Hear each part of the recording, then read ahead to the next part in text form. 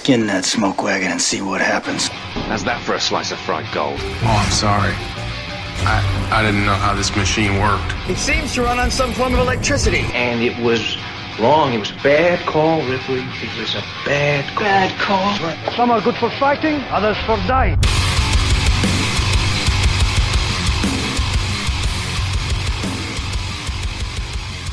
It's Just Two Movies. Welcome back to another episode of It's Just Two Movies in the parallel dimensions. We're doing dimension stuff. Multiversal dimension-y things. My name is Birdman. I'm Daniel King. Yeah, that's our co-host that's here every single week. And we watch two movies on this show. One of them's good, one of them's questionable. We'll review them both for you if this is your first episode. We are back from summer break, our summer break series. That is the shorter form episodes. These are bigger, longer, and still cut. Still cut, right? So this is the first one back. I like it. I'm here for it. I'm here for it. Literally, I'm here for it. You made the trip. You made the drive. I appreciate that. Right. So this was my pick. This was your pick. This is my pick. And I have been dying to talk to anybody about Everything Everywhere All at Once. Like anybody. Or as I like to call it, E-E-I-I-O. E-E-I-I-O. Okay. All right. Sorry, I don't know. that works. I'm practicing to be a dolphin. So gotcha. Yeah. Get some of that good dolphin milk. Milk. Get it up, yeah. Dolphin high five. Real quick, top of the show, a couple of things I want to plug before we get into anything. Again, our website was updated. You can check out our show for free anytime you want at www.itsjusttwomovies.com. We also have an Amazon affiliate link that I got reported there was an issue with, so I've got to get it fixed, but we do have that. So if you're buying some stuff on Amazon, give it a click, we get a kickback.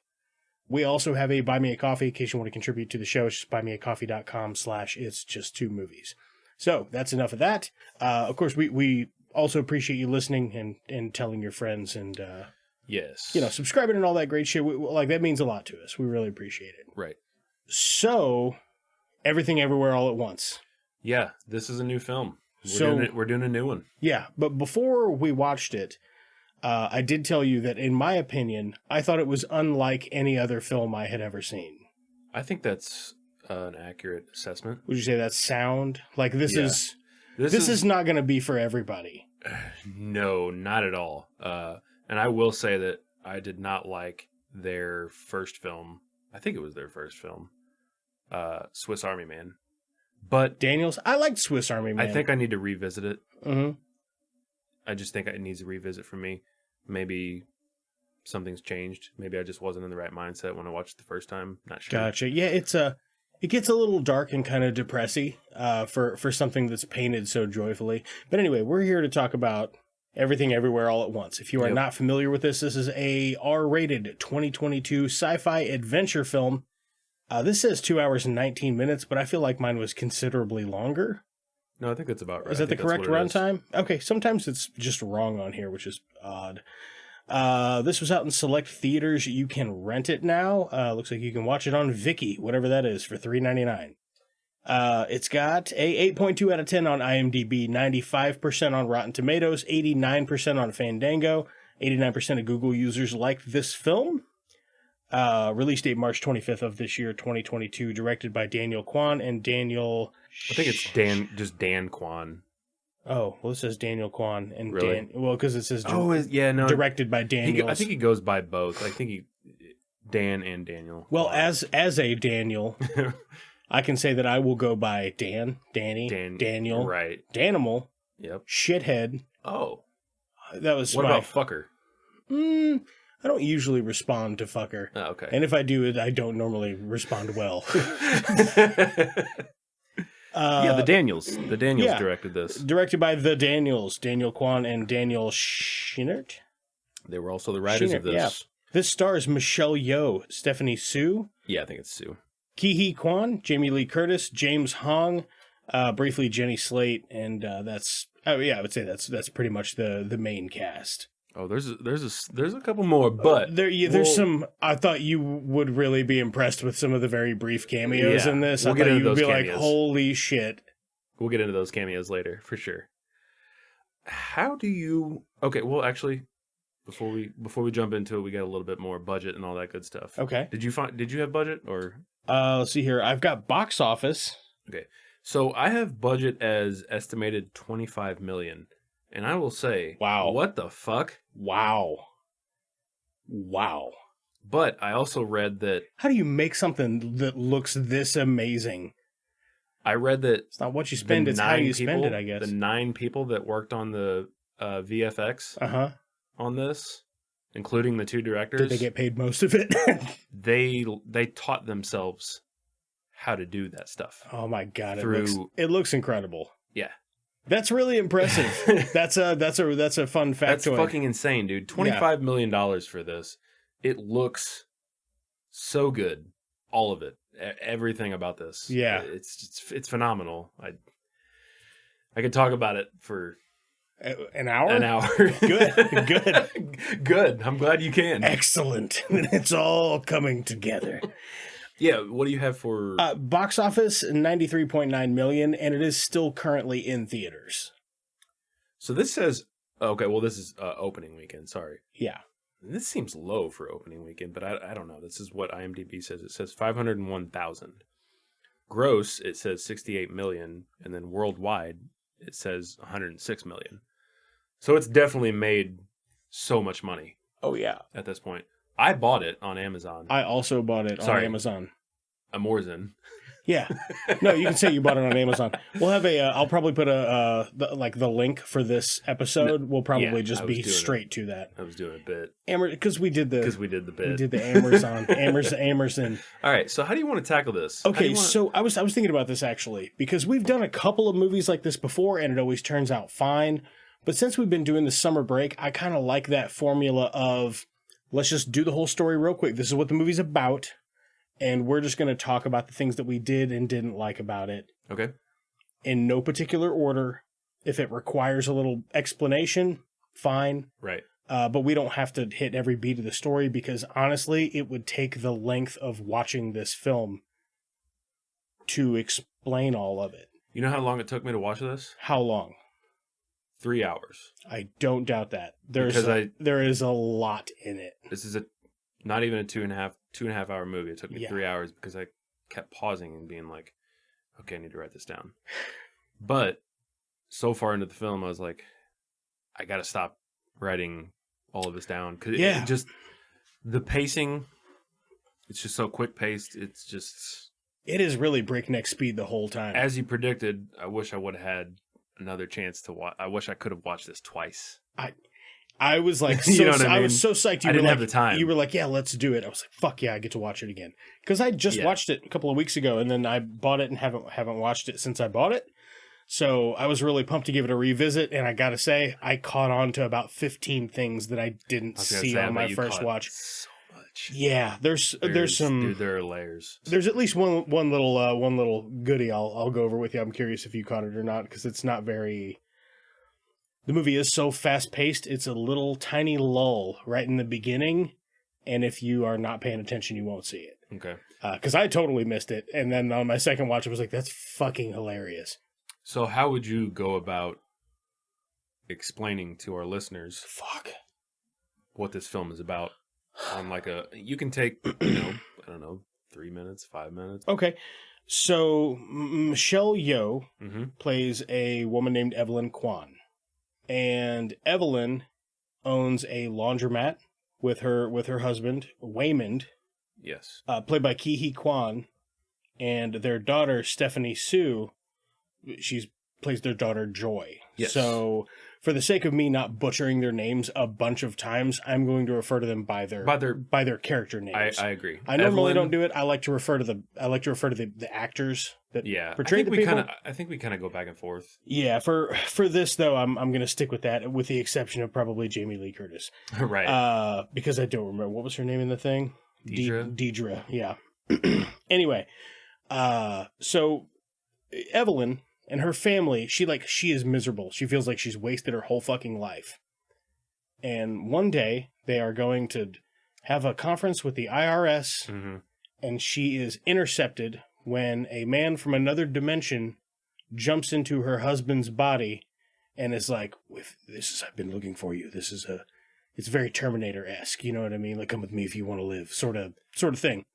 So this is like, they introduced the multiverse thing, and it's so well like thought out and presented that you don't have to know anything about, like, you could have never even heard of the concept of a multiverse, and I think you would understand it. Right. Which is amazing. I really like the way they laid it all out. But anyway, Waymond from another dimension, like the Rakakuni Waymond, we'll get to that hilarious joke later though. The Waymond from another dimension, he's like, there's this great, evil that's trying to destroy everybody and trying to destroy the entire balance of life itself, and you're the only Evelyn Wang that can help us. You were the chosen one. Yeah, essentially. Evelyn Kwan. He is referred to as Alpha Waymond. Oh, it's Evelyn Kwan Wang, so it's just Evelyn Wang. Yeah. Yeah, Alpha. He is referred to as Alpha Waymond. But yeah, he explains to Evelyn that many parallel universes exist. Every choice basically creates a new universe. And the people of the Alphaverse, which is led by the late Alpha Evelyn, they developed verse jumping, which is a technology that basically allows people to access like skills, memories, and the body of their parallel universe counterparts. You can tap into those people's skills, knowledge, training, whatever. But sometimes you need a catalyst to put you there. A jumping, what did they call jumping it? pad. A jumping pad. Get to your jump pad. Yeah. They call it a jumping pad. Like, you just have to do a really weird, unorthodox thing, and they can tell you, like, if you do this in one dimension, so it will help us get you to the other dimension. There are percentages. Right. Basically. And they're fucking weird. Yeah. And they're weird. Because in the beginning you see Waymond, is it Alpha Waymond?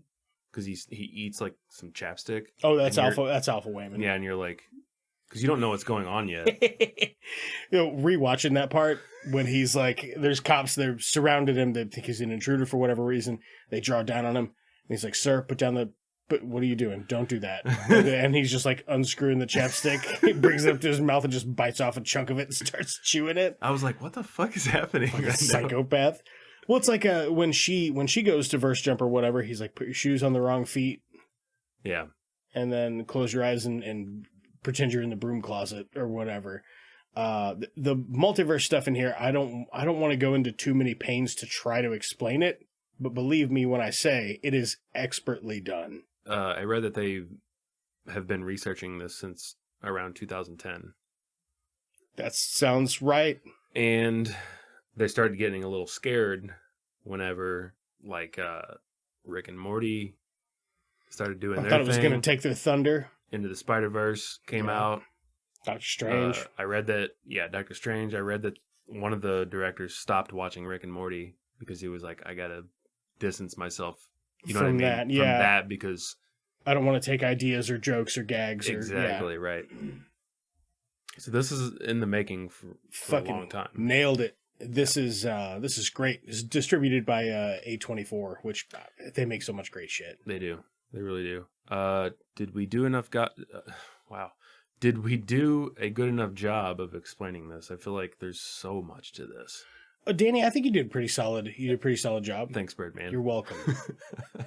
That's me. I'm Birdman. I always have been. Always will be. Always will be, baby. So I think from here we're just going to go full tilt spoilers. However, I will say that I think that it is impossible to spoil this. The only thing that's not super obvious is who Jobu Tubaki is. Yeah. And then it is obvious, like pretty much right away. They're like, oh, it's a mystery. And then you see him and you're like, oh, it's... Yeah, I would have to agree with you there. I think this is a film that... That's 15 minutes into it, 20 minutes into it? Yeah, even if you listen to this, and I hope that we do some sort of justice, but even if you listen to this, I would say this is worth a watch. Like you said, it's not going to be for everyone, But I think this might be too fast. You know what I mean? maybe, but I think because I want to recommend it to so many people, but I'm like, I don't think they'll like this. But I think there's something. I feel like there should be something in this that everyone can appreciate. Oh, like the heart? My God. Got me tearing up like a weepy old bitch at the end, man. Yeah. It's fucking tug at your heartstrings. It's got a lot of heart. So this film is broken up into 3, I guess, parts, technically. Yeah. Part 1 being everything. Part 2 being... Everywhere. Part 3 being all at once. Mm-hmm. Where do you want to start? You want to start... Well, I mean, I guess we're not really like... We're not really doing that, No. but we could break it down into sections. But I think... I really think... So, you know, you meet the family. You meet Granddad, Gong Gong. You find out that Joy, the daughter, she has a girlfriend, and I guess in Chinese culture, a lot of what Joy is doing in her life is kind of frowned upon. Culturally taboo kind of thing. Right. You know what I mean? So there's a lot. I like the way even Evelyn's like, she's like, I don't care that you like girls. She's like, but she is white. Like, she's like, I don't get love who you love. That's what's up, dog. But a cracker, come on. She's throwing shade quite a bit, and Yeah. it's funny because she calls she's he, and she gets like they even talk about it a little bit. They get the two confused. Yeah, her mom does. Right off the bat in the beginning, I love the cameos that we get. Oh, with Jenny Slate and Sunita Mani. Yeah, Sunita Mani from Save Yourselves. I thought that was such a fun cameo because I was like, is that girl from that thing? I was like, I'll be damned. Sure is. She is in a musical that Evelyn stops to watch for, I don't know, like 15 seconds. She just loves it. She wanted to be a singer. She wanted to be a bunch of things. Right. That's kind of the point of this whole film is... She never chased any of her dreams. Right. She just kind of was like, I'd like to do that, and then didn't. Right. But all of her parallel realities... Did, yeah. And that's why in every other universe, she's so successful and talented and can do all these amazing things. And in this one, she's just a shitbag, kind of. I mean, she's not even a good mom, it doesn't look like, until right there at the very end. Right. She learns something about herself, you know? Yeah, like throughout the whole journey. I think you'll find that love is the strongest verse. Danny. Thanks, Birdman. You're welcome. That's very insightful. That's me, Birdman, just being insightful. You know what I'm about. It's what I do. Uh-huh. I really like Joy's bad Chinese. Oh, when she's like, how was your airplane? She's talking to her granddad. yeah. Not like, how was your flight? How is the airplane that you own? Is it good? He's like, what? He's like, your Chinese gets worse and worse every time we... Mm-hmm. Yeah, so old Gong Gong, that's, again, played by James Hong. James Hong, who's a fantastic character actor. I like him in all kinds of stuff. He's a great voice actor, too. Yeah? Mm-hmm. Liked him. He's great. He only speaks... Chinese. Yeah. I believe. Or Cantonese. He might speak Cantonese. Yeah. He does not speak any English. Okay. Yeah. The most important part, I think, of Act 1, I guess you would call it. Any breakfast. It's cold beer. I think the most important part and where we spend the most time is the IRS building. Yeah. And this is just a great Jamie sequence of events. Lee Curtis is having the time of her fucking life making this. What a delight. Bro. And she's like... I love it when you get like Jamie Lee Curtis for just such a weird, off the wall, fucking bizarre movie. And she's like, you know what? 110% every day, every scene. Let's just go 100. Yeah. Just a regular 100. Mathematically possible. Yeah. You get 10% from another parallel universe. Another universe? Yeah. We just borrow it. She borrowed that shit. Yeah, she did.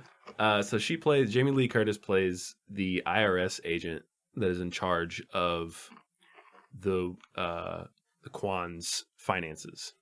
Yeah, she's the IRS agent in charge of their case, I guess. Yeah, whatever you want to call it. Oh, nice, got it. Swing and a miss. No, you got it. Did I? Yeah, thanks, Danny. It's awesome. No problem, Bird. She really nails this part, man. She's fantastic. Yeah. Okay. Here's the thing that I don't normally am like, God, it's good in this movie. Costume design. Everybody's got such a very distinct look. Mm-hmm. except Evelyn. Yeah. She's just kind of wearing a very plain outfit, but even Jamie Lee Curtis with that haircut, The haircut, like a mustard just sweater mustard, with yeah. a vest on top. yeah.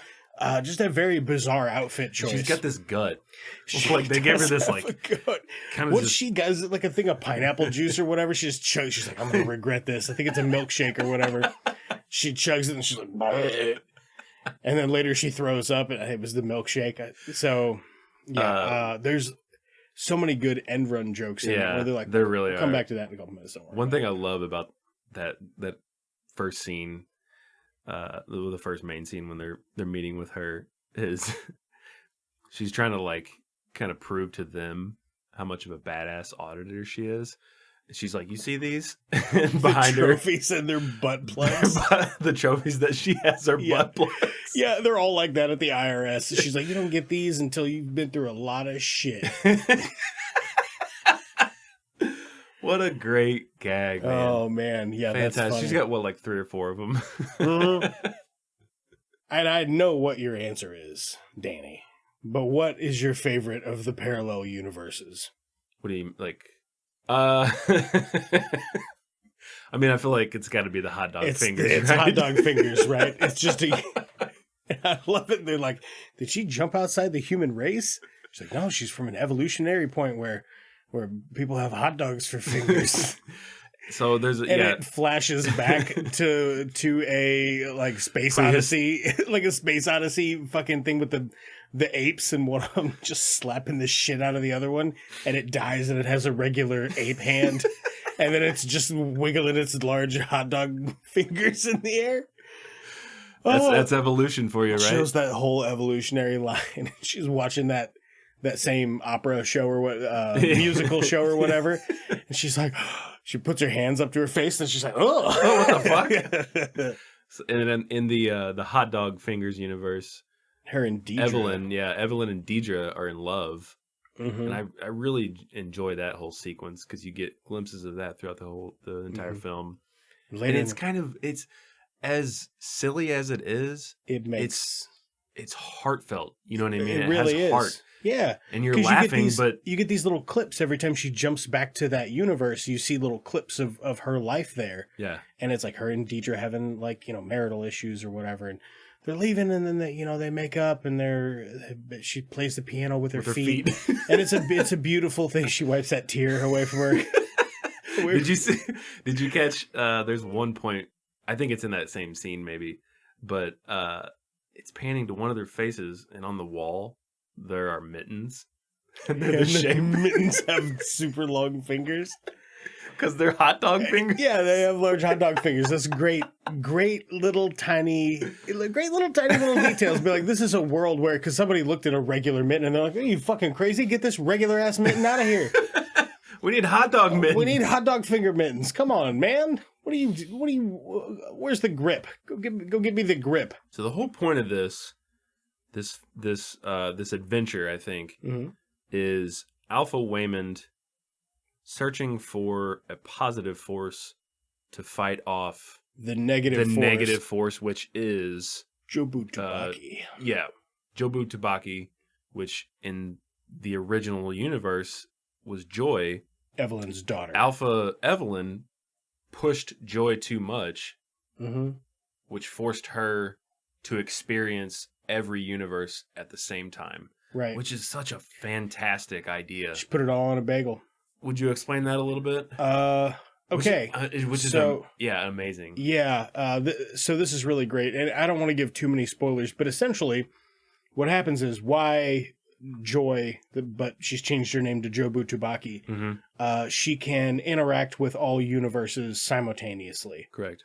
Because her mother pushed her so hard, she experienced so much in all these other universes that she just decided to put everything on a bagel. Literally everything. Like everything. Like every blade of grass, every breed of dog, every car that's ever been made, every human that's ever lived. Yeah. Hopes, dreams, fears, all this stuff. And it collapsed in on itself as a supermassive object would. And it's just like a black hole bagel. And it's it fucking looks sick. Right. Like, just when they show it to you, you're like, huh, right on. That looks cool. That's fucking cool. So the everything bagel started as a throwaway joke. Mm-hmm. One of the directors noted that they spent time. Yeah, that part I had not read. They spent time attempting to develop the religion of bagel followers. Mm. They encountered complications. Jobu is a nihilist, Right. basically. Should there be a dogma? Should there be a book? So they kept kind of going back and forth on that. And I like what they settled on. Yeah, me too. That she just has a weird cult following. Yeah. Yeah. But I love that it was just a throwaway joke. I love that it made its way into the film. Mm-hmm. You know what I mean? I just kept it for so long. They're like, you know what? How long would it take you to render a bagel? Can I see that? Just what it would look like? Or maybe somebody rendered it as a joke and they're like, actually, it's pretty good. Again, though, in regards to Jobu Tubaki, we feel about all the costume changes. Dude. Sick, right? So good. So fucking fly. That drip is forever. Stop, dude. No, the costumes in it seriously are cool. The Fantastic. effect when she's dragging her hand along that paneling or whatever, and her yeah, nails her are nails fucking change. changing colors. Yeah, Man. I like the effect where she like tilts her head and it's like it's changing stations on an old television set, Mm-hmm. and she can flip through different universes just like that. Man, the stuff that they do with that character are amazing and hilarious, because if you could do anything, you would do something funny. Right.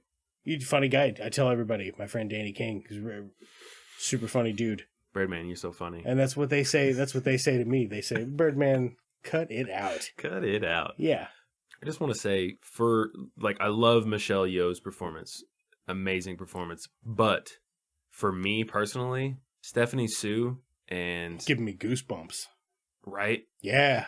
Her and... Ki-hee Kwan. Ki-hee Kwan, yes. Those two, I don't know, man. It's just... Wow. And it was... On my first watch, I watched probably half of this, and he was doing a dialogue, and I was like, that's fucking Short Round from Indiana Jones. Yeah. And Alicia's like, I don't think so. And I was like, I looked it up, and I was like, holy shit, man, it really is him. I have not seen him in anything since the Temple of Doom. So he took a 20-year hiatus. Wow. He probably got enough residge from playing Short Round. He might have played something out after Short Round, though. When did that come out? Or do you remember? Fuck, I don't know. Temple of Doom, 1984. Oh, okay, so it looks like his last film was a 2002 film. Or it's 2002. And then he took a huge hiatus. Oh, yeah, he was in the Goonies in 85. And then, yeah. And an Encino Man in 1992. Way to go. For those three, I would say. Wow. Amazing. Just incredible. And we were talking, I think before we hit record, you were talking about how he did a bunch of the choreography. Not the choreography, but he did a bunch of the stunts, the stunty He stuff. did a lot of it. Well, so I don't know about the entire film, but the scene where they're in the IRS building and he fights off some cops with a fanny pack, which is fucking amazing, by the way. Right? Which that's Alpha Waymond. He did most of those stunts, or most of those sequences, That's which is super impressive. it's very impressive. When he goes and gets the fucking sticks his hand in the fish tank and grabs wet rocks And throws it in the I fanny was pack. like, ooh, that's gonna fucking sting, baby. Yeah, the fight choreography in this, like later in the movie, when Evelyn figures out how to do it, and she's like doing the sign flip thing when she's fighting those dudes with the riot shields. Yeah. Dude, the fight choreography in this movie is insane. It's really slick. Yeah, it is. Slick is a good word for it. Very slippery. You know what I mean? Very slippery. Very Slippery. very neat stuff. Very slick stuff. Like an eel in baby oil. Damn. Ooh. Get out. You ever get one of those? You ever get one of those? So I like when they're in the IRS building and basically Michelle Yeoh is she's trying to find her way out of the building. But there's a bit where Jamie Lee Curtis kind of turns into a pro wrestler. Yeah, she dials in a pro wrestler her from another universe. Yeah. And they're like, whoa, is she doing pro wrestling? And the guy's like, she's going to do a backbreaker. That fight sequence is awesome, man. Oh, man. All of them are good. When she's they're all good. She's got man, some of my favorite shit is like the reference jokes. Mm-hmm. When she's like, yeah, you know, that thing, Rekakuni, you know, that show. And they're like, what are you fucking talking about? And she's like, the guy, he has the raccoon under his hat and he can't cook, but the raccoon pulls his hair and then he can cook. And they're like, oh, you're talking about Ratatouille. Yeah. And she's like, no, that's a made-up word. I'm talking about Rakakuni. And then later she goes to a universe where she is like a chef at a hibachi grill. Yeah. And there's another guy that's like way better than her or whatever. And that's what's going on. He has a raccoon under his chef's hat or whatever, a talking raccoon. Which helps him cook better, I guess. Yeah. Oh, she finally exposes it. The health department takes the raccoon away, and he's like, "Raccoon!" Hey! You know who the raccoon's played by? Who? Randy Newman. Is it really? Yeah. That's fucking hilarious. Hey, you got a friend in me. It's just like, where'd you hunt down Randy Newman to do that? For the raccoon. He has like 2 lines. Right. Yeah. Oh, man, that bit is fucking silly. Yeah, good stuff. We didn't even mention in the beginning, but... there's so much. The relationship between Evelyn and Waymond, because in the beginning, he's trying to serve her divorce papers. And throughout the entire film, it's basically them trying to fix what they have. Right. You know, or fix what's gone wrong. Their relationship is shit because Evelyn's just miserable and she won't admit it, and she won't admit it. They're going through the motions. Also, she's just fucking straight up mean to everybody. She really is. She tells her daughter that she's fat after insulting her in several other deep cut ways, and she's like, "Wait, eat more vegetables. You're getting fat." Yeah, she's kind of she's a hard nosed bitch. Shithead. Yeah, she is a shithead. Yeah. In the beginning, but like we said, the journey takes her her different places. She has her meeting with the goddess and. Sort of stuff. I like when she goes to the universe where she's a famous kung fu actress, and she meets successful businessman Waymond because they never got together. No, she's a singer in that one. Oh, I thought she was a movie star. Oh no, you're right. Yeah, sorry. Yeah, she's karate movie star. She's a singer in another. Oh, one. Okay, yeah. Yeah, so there's a couple where she didn't get with Waymond, or she pursued other careers, or whatever. Right. But she finally meets him up, and then she's verse jumping back and forth into that body. And she's asking Waymond questions, and their exchange for the whole thing, and it towards the end when she recalls his speech about just being kind, man, hit me right in the feels, man. It's good stuff. Their exchanges throughout that entire, where she's an actress and he's the businessman, it's really heartfelt. Yeah, it really is. Tugs at the heartstrings there. Yeah. I kind of wondered if these two were going to be an item after this movie. Right. I mean, that's not the case, but I'm just saying they're really selling it. And the cinematography during those specific shots, it's like a little darker. And when they're in the throughout, the opening scene when it shows that mirror adjusted and they're all doing karaoke and they're having a nice time, and then the mirror moves. Yeah. Wow, man! Just this thing looks incredible from open to close. Mm-hmm. Everything about it, everything, everywhere. All at once, Danny, you know. Birdman, stop. Come on. So there's a point where Evelyn, she realizes that she needs to become like Joy. Or maybe more like, is it become more like Joy or become more like Jobu to defeat Jobu? I think she has to become more like Jobu to defeat Jobu to save Joy. Right. From becoming another Jobu. But I think that is just a metaphor for suicide. Like, she's going to push her so far that she's going to fucking kill herself. Yeah. Because she's awful to her. Right. Is awful to her.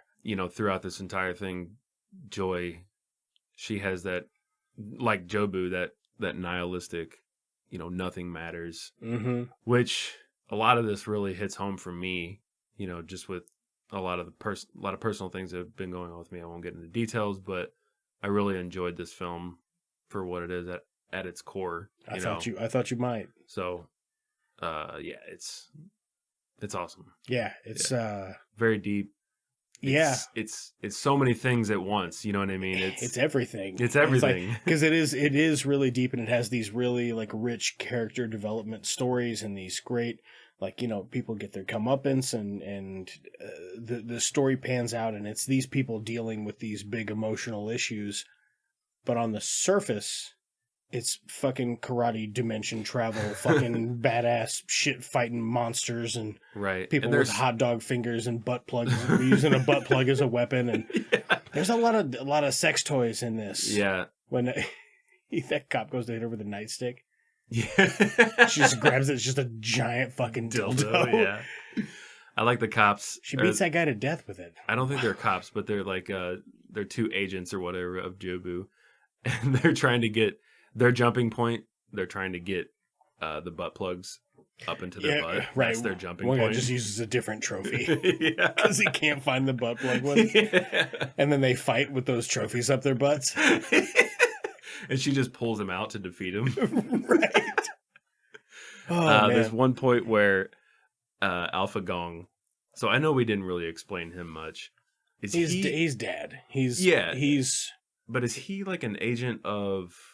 in the Alpha universe. Yes.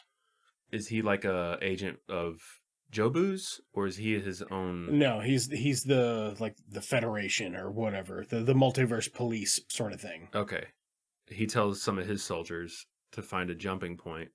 And did you see like what all of them are doing? Because I caught most of them. Yeah, the one guy that's just trying to shit. One guy's just humping a lamp. He's like fucking a lamp. Yeah, another guy's like licking the wall. He's just And they're doing super weird shit. Because that's the weird, unlikely thing that you wouldn't do that would connect you to another universe via this theory, and it just adds a nice, silly layer to this. Yeah, which I think is a nice counterpoint to the actual heavy subject matter of like the underlying story. You know what I mean? Because it is fucking heavy. This would be a really weirdly depressing action movie without all the fucking weird, goofy shit they put in it. yeah. And that's one thing I kind of wanted to mention, how many genres are within this film. Lots. It's like 5 different genres within this one film. Yeah. And they make it work. It's great. It's phenomenal.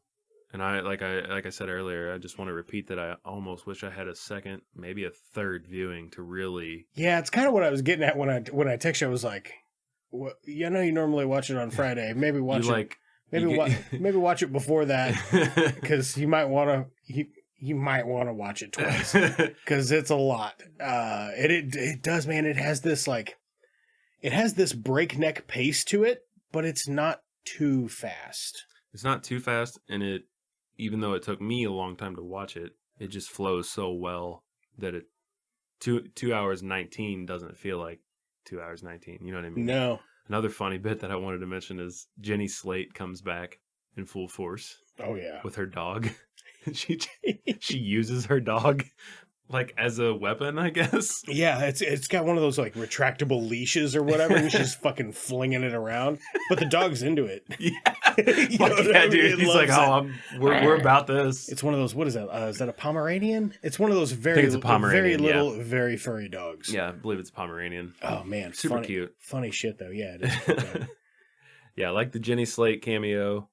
Oh, how'd you like fucking Santa Claus?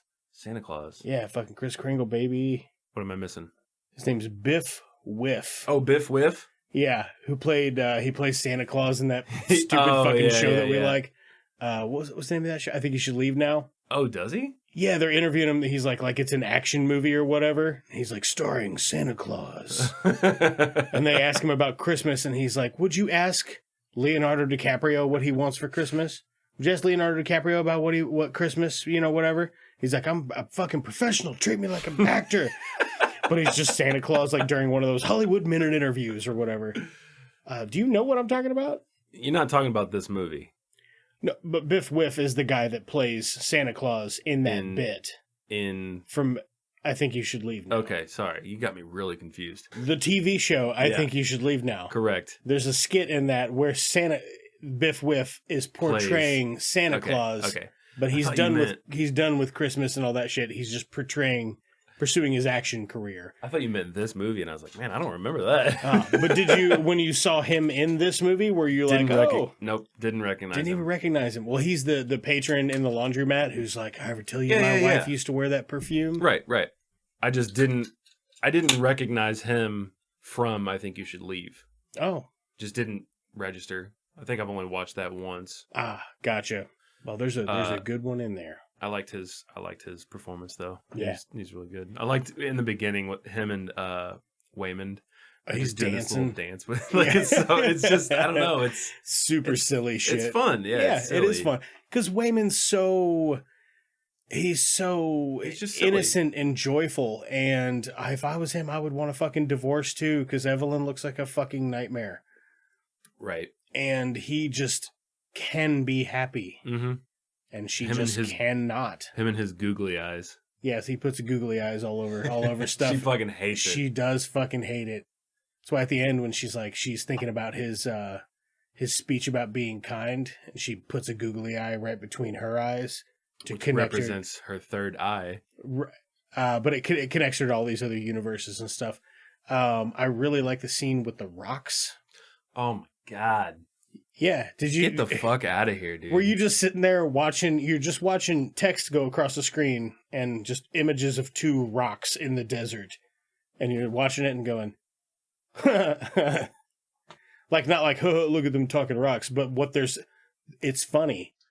Like they put the comedy in it, and it somehow with the way that they're shooting it, it just fucking lands. Like when they tell a joke, it's funny.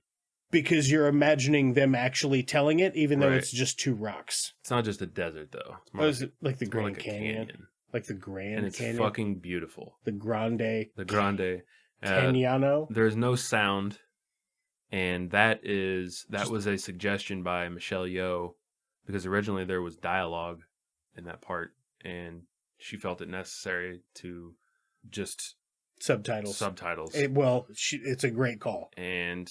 the directors went for it. It's just a beautiful scene, but like you said, it is funny. I didn't find myself like chuckling out loud because of just the imagery in that scene. Well, there's a bit where Evelyn is trying to be relatable to Jobu, and she's like, I made a joke, and then she like cusses. Then she cusses again, and they're both like, ha ha ha ha. Yeah. It made me laugh because I was like, oh, that's funny. And then I was like, I just had my mind blown. I'm like, it's just text on a screen and two rocks. Yeah. Wow. Just so the whole thing's done with such able to deliver such impact.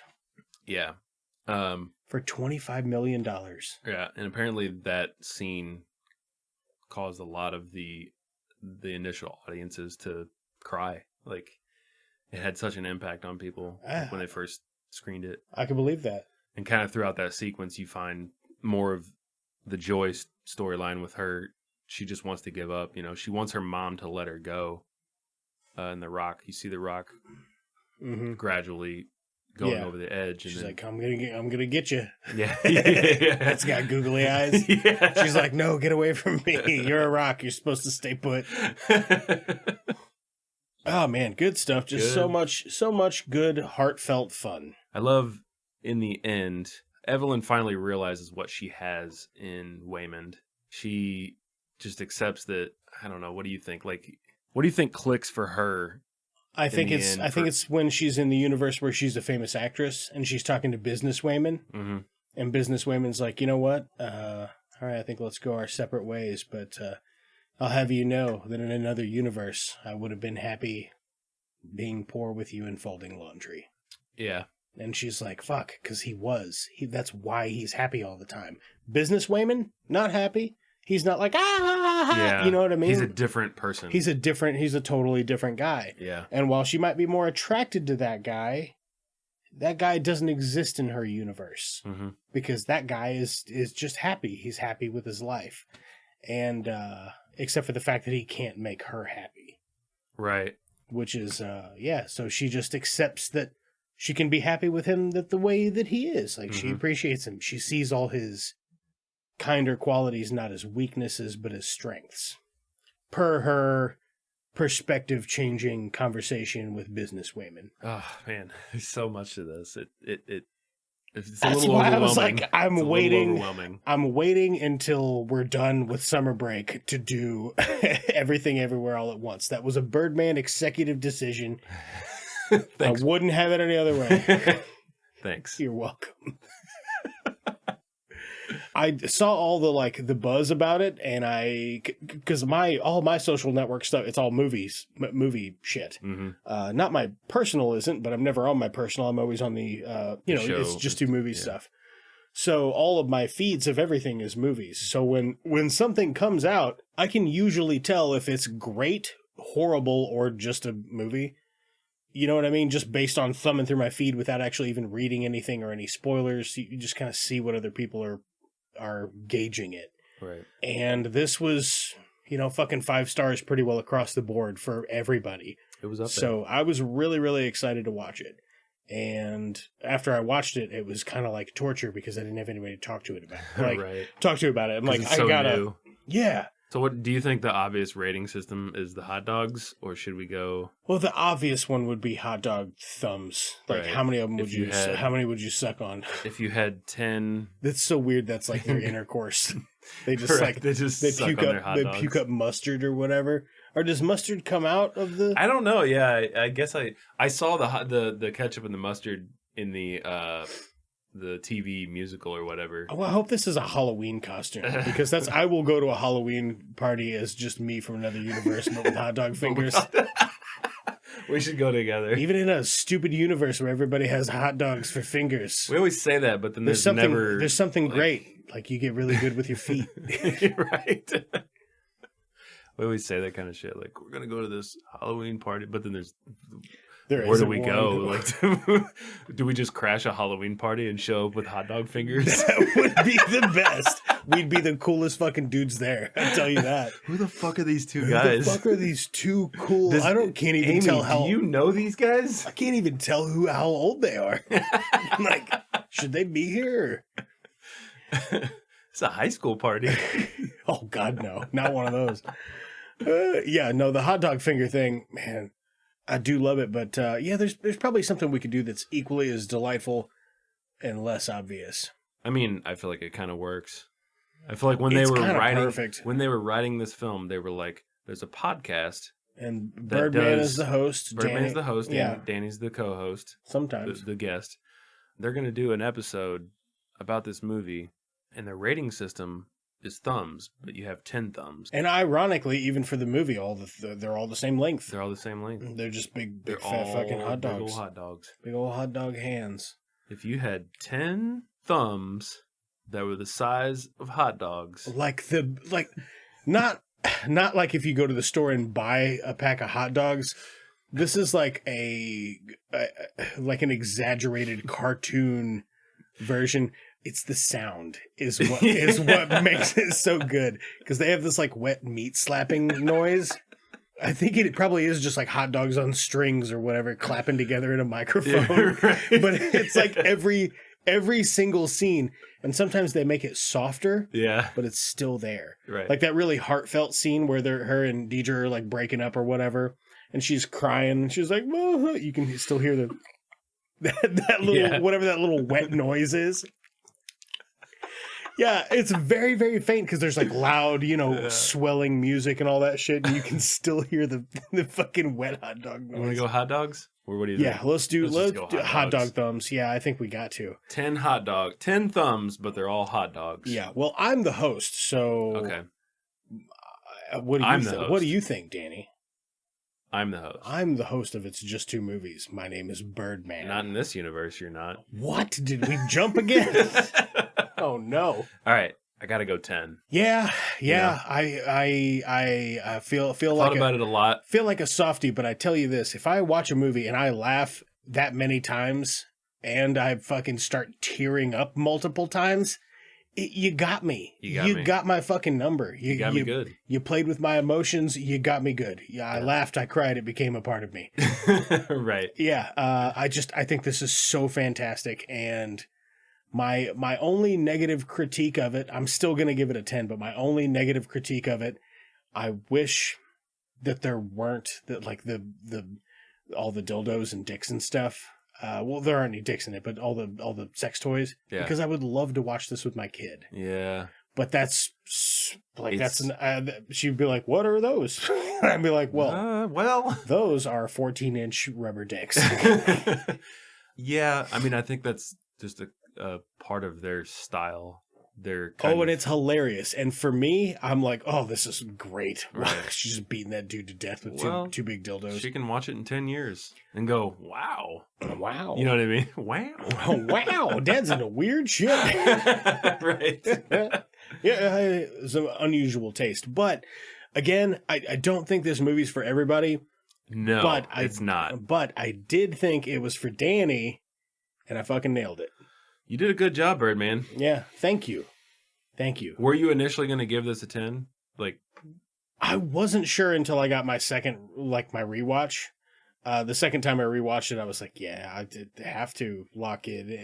I thought about it a lot. There's nothing about it I don't like about it. Yeah, I thought about it a lot. And yeah. Even just from one view, I was still like, man, can I give it a 10? Should I give it a 10? I don't know. I don't like giving out 10s. I feel like we've done it a few times. We have done it a few times. We've watched some movies that are genuinely 10s. Yeah. For me, anyway, you know what I mean? When I give something a 10, I just don't do it lightly. I think it deserves it. It's a fantastic film. It looks good. It's funny. It's heartfelt. Has a lot of emotion. Got a lot going for it. It plays with so many different genres.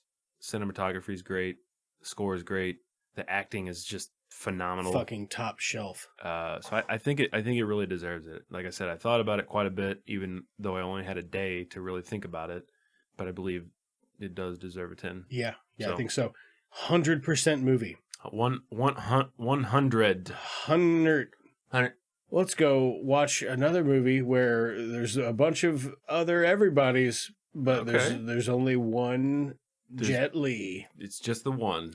Just the one Jet Li. He's going to be the one. 2 movies, one Jet Li. I'm Birdman. Jason Statham. Yeah. Yeah, Jason Statham's in it too. So yeah, we're going to go watch The One with Jet Li. And actually, as we're recording this is very fortuitous because I did check earlier. Today is July the 22nd. July the 31st is the last day to watch this on Netflix. So by the time you're listening to this, I'm sure it'll be returning to Tubi after the fact, or Freevee. Right. Or any one of those other weird things knockoff that channels you probably have to watch I'm ads. sure nobody pays for. Do you subscribe to a weird channel for like any one show? If you do, write me at itsjusttomovies@gmail.com. No one will write you. At It's Just Two Movies on Twitter, Instagram. Maybe somebody's like, actually, I quite like the Roku channel. The Roku channel. So we get we have. Is it actually good? Was that a no? So Carrie and I have Roku TVs. Yeah. The Roku channel is like 150 to 200 channels of just like rant. It's like there's a Mystery Science Theater 3000 channel. The fuck? Yeah. Okay, I retract that joke. There are channels Danny, for... I didn't know there was a Mystery Science Theater 3000 channel on the Roku channel. I didn't know if it's the Roku channel, but it's like one day we just got all of these channels. I don't know what the fuck... Seriously, I don't know how to explain it. I'll download all 38 of these and just try them out. And one day we were just like, hey, did you... Because we have 2 of these TVs, one upstairs, one downstairs. And we were like, hey, did you just get a bunch of channels on your TV? And she's like, yeah, it's awesome. Because, she's into murder mystery stuff. Mm-hmm. There are, 10 different channels for murder mystery stuff. Fuck yeah. There's a channel for Mystery Science Theater. It's fucking awesome. And it's free. And then it's probably about to have Jet Li's The One. Soon. Somewhere. Yeah, somewhere on one of the soon channels. On probably the Roku channel. Right. We're going to go check that out. We will be right back. Here's a word from our fake sponsors. Also, we may be getting a sponsorship. I'm kind of working some stuff out. So we will have a real ad at some point. So please don't confuse it with the fake one and try to buy whatever product this is. We'll be right back. Gary's Razors. Isn't that a thing? Oh, it's Harry's. But it's Gary's. He just has razors and he recycles them to other people. Yeah, it's not a play on words because they're for trimming your hair. It's just a guy named Gary. And it costs like, I don't know, 1 can of cat food. Like it's not a real currency. You know what I mean? How do you start it? Gary's Razors. Gary's Razors. How does a razor ad start?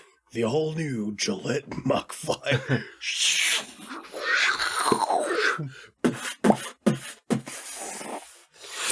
It's just a razor blade. Dude, Gillette used to go hard on that shit. Oh yeah, they did. Super Bowl, baby. Fucking what? Are you tired of spending too much money on razor blades? Gary's Razor. A razor for your brain. Make it the smoothest brain.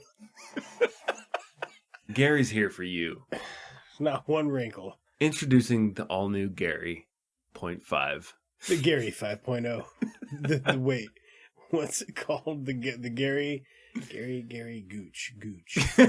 What? Gooch. It's for shaving your gooch. Like a special. The Gary Gooch. A special. No, I'm just trying to.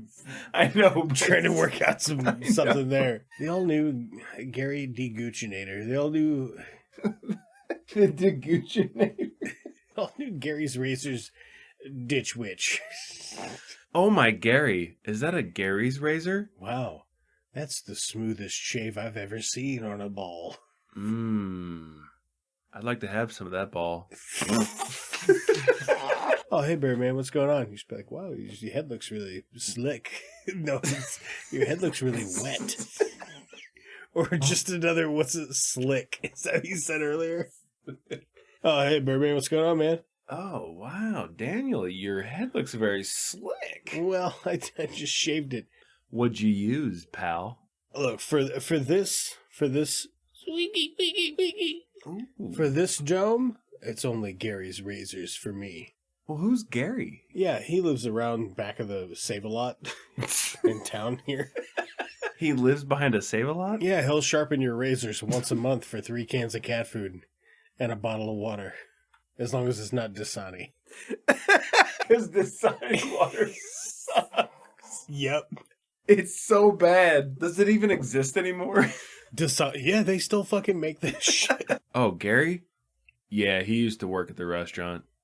I don't know about him, though. Got fired for putting razor blades in the oatmeal. No. Oh, yeah. No, that is why he got fired. Because who goes to a restaurant and goes, you know what I'd like? A bowl of oatmeal.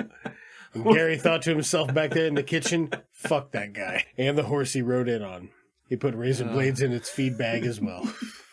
Excuse me, sir, what's your name? My name's Todd. They call me the Todd Father. Can you tell us a little bit about the Gary plan and how much it costs every month? Yeah, well, with the Gary plan, you have to go down to Save-A-Lot in Bonne Terre. And if you go around the back, you'll see in just a cardboard high-rise. And in the back of an S10, it's got a camper shell on it. It's where you'll find the Gary's Razors factory. And all you do is you trade in your old razors, and you pick up new razors. Every month, a generous amount of 50-pack of razors. For just 4 cans of cat food? For just 4 cans of cat food and a bottle of water, with the stipulation that it is not Dasani. Okay. Yeah. That makes sense. Yeah. I mean, that's where the old Todd Father gets his clean shave on. Promo code Come Joke.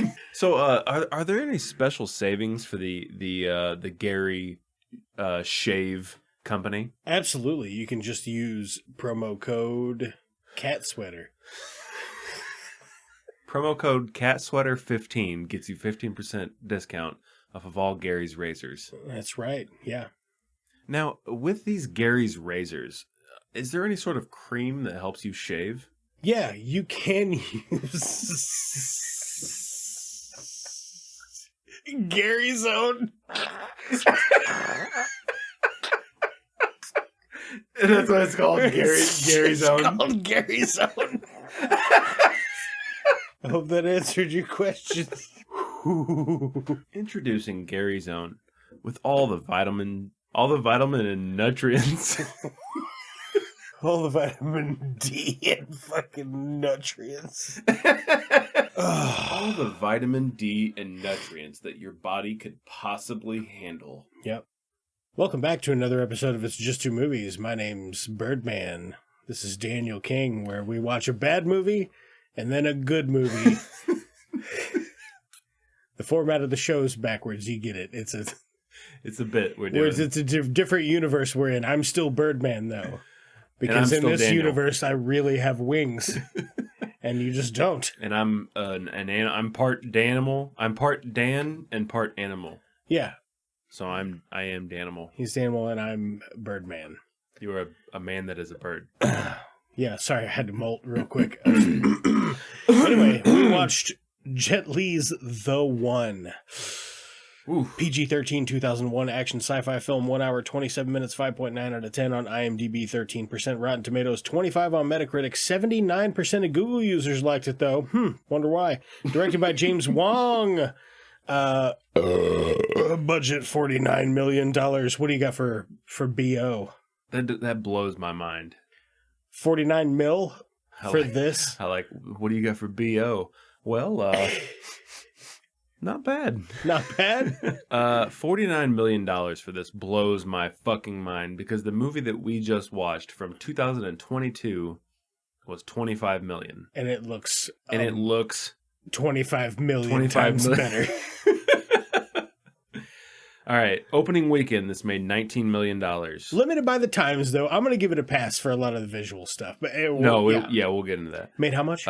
Opening weekend, 19 million. Gross, 43 million. Worldwide, 78 million. So in the end, this made a decent amount of money. This made some money.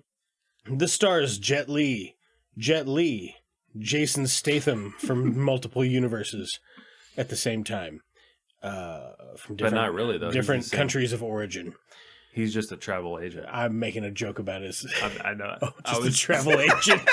He is. You like it? Yeah, that's good. You like that? Carla Gugino and Delroy Lindo. I love Delroy Lindo. I'm not going to lie. He's so fucking intense, man. I've never seen him and been like, he looks chill. But he's a good actor, though. Like, even for great. this shit, he's great. I think he's a pretty good actor. I think the last thing I saw him in was Defy Bloods. And, you said that was pretty good. Yeah, it is pretty good. He's in Get Shorty. I really liked him. Oh, in Get yeah. Shorty. Man, I haven't seen that in a long-ass time. Maybe I might bring it back on the show sometime. Bring him back? So, what would you say happens in The One? So, Jet Li basically is he's like a rogue agent in the multiverse that's trying to... Is he an agent or is he just a guy? He might be an agent. Am I confusing it with... I don't know. There's a version of Jet Li that wants to kill himself in every other universe. Yeah. So he can be the one that the most powerful version of himself. Which it's like when one of your versions of you in an alternate dimension dies, you get a percentage of its energy based on how many of you there are left. But this film from the beginning doesn't make sense because there are infinite universes, but they put a number on the amount of people that this Jet Li has killed, which is 123. Which can't be correct. That cannot be right. He's supposedly hunting the last one, which is doesn't make fucking sense. There's only 125 Jet Li's. 124, whatever it is. Infinite universes. Infinite. I think they're throwing the word infinite away and not grasping the gravity of the term. Already from the get-go, this movie does not make sense. Nope. But is it entertaining? Oh, hell yeah. It is. It does drag in some points. I'm having a blast with the things about it that are bad also. Oh, yeah. So would you want to add anything else as far as what this is about? I think that's a good... It's a bad version of... Statham and Lindo are... They're travel agents. I was like, what's the word? Travel agents. They are travel cops. Yeah, travel agent cops. They are trying to stop the bad Jet Li. Yes. And then there's this one other Jet Li left. He's the good one. And he's talking to his wife, and she's like, you have been getting stronger and faster, and, And he's like, yeah, no, it is super weird. I can't throw a car or whatever. I can wield a motorcycle with one hand. Yeah, so like the setup's okay. This is not a bad idea, but there are bad things in it. A lot of bad things. Yeah. But I wouldn't even say, they're so consistently bad though. There are a few good things though. Yeah, there really are. Yeah. So I guess, I mean, that's a good enough setup as any. I think so. Let's go ahead and kick into it. What are you thinking about this? This just seems like such a strange idea for a Jet Li film. You know what I mean? I guess karate was still super hot because... For sure, but it's like, how can we shoehorn science fiction in with karate? Jet Li. Multiverse ninjas with Jet Li. Yeah, and he's got the moves for a bunch of it. Like, I will say, the stuff that they don't put... The stuff that he's doing as far as the martial arts stuff goes looks good until they add effects to it in some spots. Yes, exactly. And that, I don't care what year it is, you should have stepped back and looked at that objectively and went, that looks like shit. Yeah, right. Because there is other stuff in this that looks quite good, especially for the time. Do you think a lot of this was like stuntmen? Or I mean, I know Jet Li does all of his own stunts, right? Or most of them? Yeah, I think that's his bag. I would say probably most of them, I think I've read. Do you think a lot of this is like stuntmen or the actors on like string harnesses? Because you get those shots where... Oh, some of it, yeah. Some of it's definitely like wire fighting. Yeah. Yeah. Some of the extra jumps you see, like someone jumps so far, but then they jump like it's just extra. Yeah. You can tell they're on a... Yeah. You can't see the string, but... You can definitely tell they're whatever. On yeah, it has something to do with the amount of momentum. Exactly, yeah. Something. It just there's a giveaway that your head's like, that's not right. Or maybe we don't understand that in this universe. That's just how it is. Gravity has a delay. Right. This, I don't know. It just seems kind of strange for a Jet Li film from my understanding of his style. He's in that fucking animal one where he's like an animal and he's got a handler and maybe it's Stephen Root, maybe not. Maybe I just made that up because I watched some Barry. He's got a handler. They got a collar on him, and then the guy takes the collar off. You were talking about this earlier. Yeah, I think I know what you're talking about. He takes the collar off, and then he like goes crazy and kills everybody in the room. But maybe love is the strongest collar of all. Stop. It's what it is. That's how it boils down. That's not Kiss of the Dragon, is it? Nope. Fearless. Oh, Fearless is pretty good. Unleashed. Oh. And it's Bob Hoskins, not not Stephen Root. Pretty fucking close, though. Unleashed has decent reviews. Yeah, it's pretty good from my recollection. Oh, Morgan Freeman's in it. Morgan Freeman's in it. Yeah, he's like a wild animal of a man. All right, so back to the one. Yeah, back to the one. What would you like to... Is there anything that you feel is... noteworthy? Yeah, let me start at the beginning. Start at the beginning of the movie. It's got one of those, and I'll be quite honest with you, I've already forgotten it. I liked a bunch of the CGI stuff on the intro, even though it's that really long, that really long, like CGI intro that I hate in movies, like the old X-Men movies and shit. Right. Fuck that. Get that out of here. But I was like, well, it looks okay, because I'm trying to gauge the quality of it when we sit down to watch it. And then it would be like Tuesday, or it was one cop, but it would just like throw one weird word. Right. Yeah. On the screen. Yeah, that was strange. I did not dig the intro. No, I did. It gave me a couple of giggles, though. Oh, I'm like, yeah. They're still doing it.